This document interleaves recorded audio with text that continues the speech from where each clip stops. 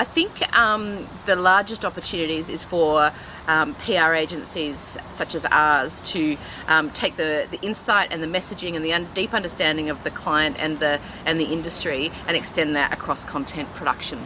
So while there is demand from traditional media for good quality content, there's also demand from companies to talk directly to their own potential and existing customers and clients, and via good quality content.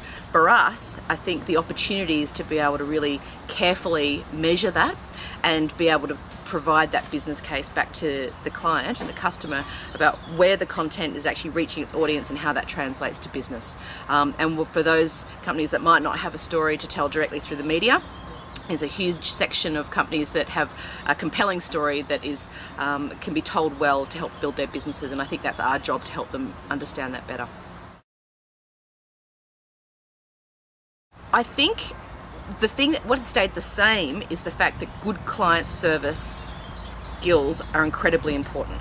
What we have done is we've actually brought in different skills that can help us, I guess, meet changing requirements. We're hiring sort of former journalists that can discover and understand interesting content within an organisation. They write well, they ask critical questions. If we are going to help clients become their own publishers, then people with those skills are really important, but they need to be married with people that are very good at client service. What we call is content shock. Lots and lots of stuff that's flooding channels. I think that whilst it presents the greatest opportunity, it creates the greatest noise that we have to navigate through, that we're actually finding meaning in content. There's lots and lots of stuff being produced that goes nowhere and provides no value. So the greatest hype is also the greatest opportunity. Our job is to pull them apart. Looking at local stories and understanding that every region is very different, and that the balance between discovery of local insights and stories and relevance is really important to do that effectively.